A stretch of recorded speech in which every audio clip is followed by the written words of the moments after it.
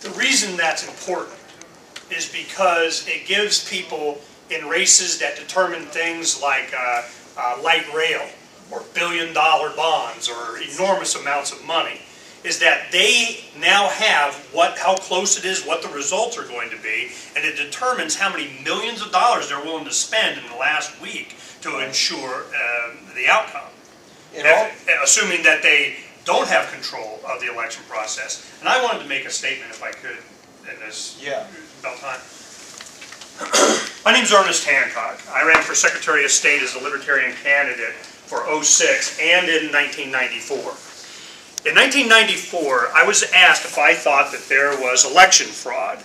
My comment was that I had proof. The proof was, not all of this research here just supports one thing. Supports one thing. If they pass legislation, and they have on the books now laws that make it impossible for you... I'm sorry, do you need to... No, I'm sorry, it just stopped, so go ahead, keep going. So you need to turn it over? No, it's fine. It's digital. It just stopped at 10 minutes, so go ahead. My point in all of my activities and my activism on election fraud is that the state government has created a condition with legislation to make finding election fraud impossible. That is the intent. That is the point.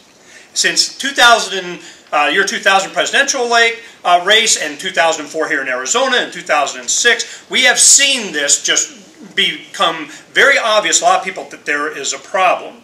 The only way that you're going to ever be able to stop election fraud is to be able to just count it by hand. At the very least, you should be able to take and manually compare the paper with what the computer says after the election.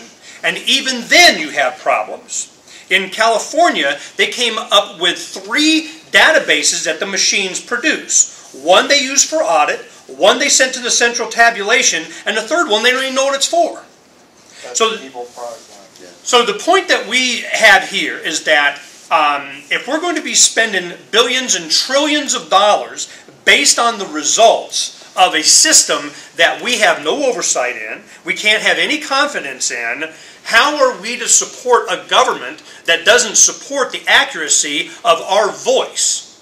So I fear in the future there is going to be major problems with the confidence in the entire system because they won't give us confidence in the system that counts our voice. And we have way too much evidence of this. And the more that we get in the detailed analysis of how this whole system is done, you can see that it is set up for us not to know.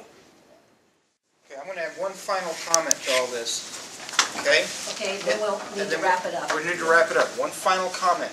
The reason they are able to raid the mail-in data and find out who's winning and losing before the election is because there's been tremendous pressure to push for fast knowledge of election results right on election night.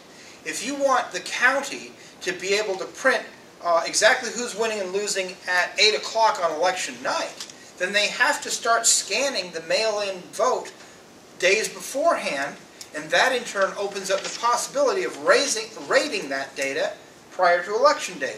Now the #1 agency or group that's pushing for those fast releases of data on election night is in fact the media. In this one instance, the media is actually the enemy of honest elections, because if you all heard the old saying, if you want something done fast or cheap or effectively, pick any two.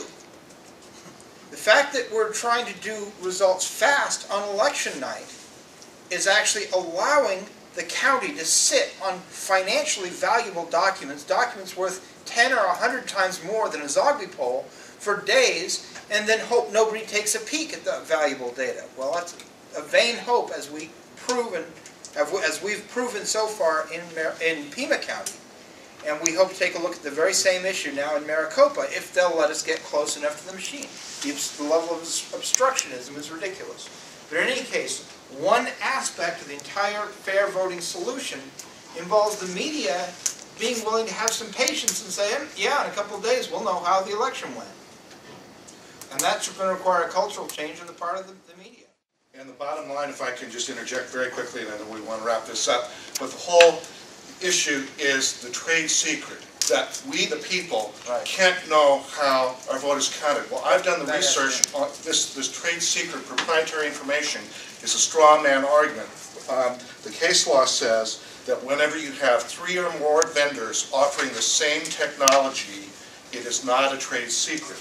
Number 2, if the software, hardware, whatever, firmware is patented, it is not a trade secret.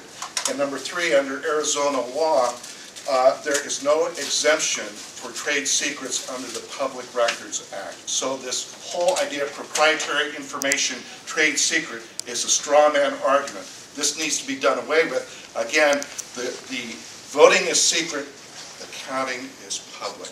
And Joseph Stalin said, those who cast the votes decide nothing, those who count the votes decide everything.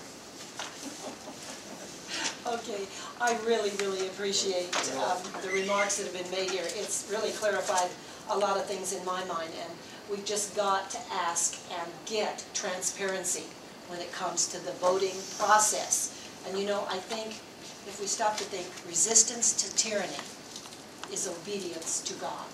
And that's from Thomas Jefferson. Amen. And we have got to stand behind that. So thank you so much, all of you. Let her answer. Senator Johnson, what are you hoping? We have the election tomorrow, of course. What are you hoping we can do, in spite of the fact that the election's tomorrow, or for future's sake? What are you hoping to do? Have you approached Secretary Brewer? I have not personally talked to Secretary Brewer about this issue. These gentlemen just came to my office last Thursday afternoon.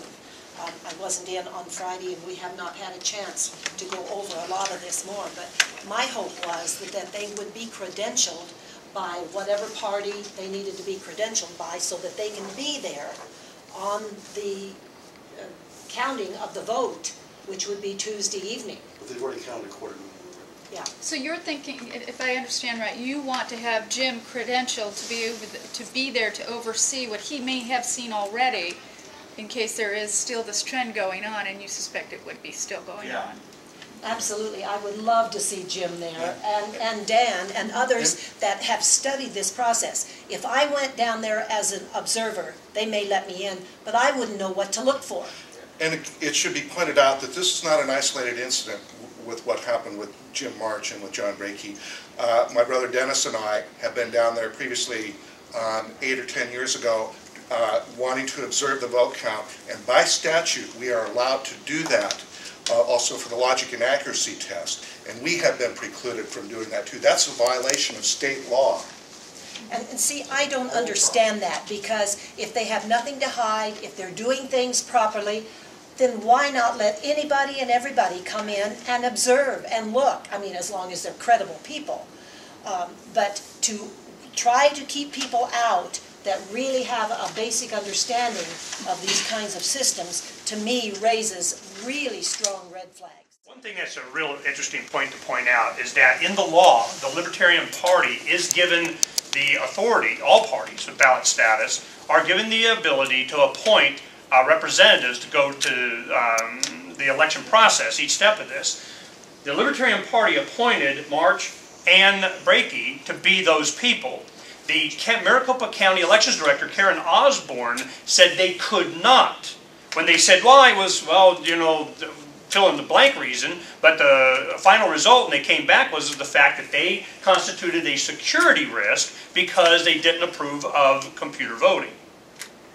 So they're in violation of the law. The Libertarian Party will take action on that very issue right there. They always violate the law.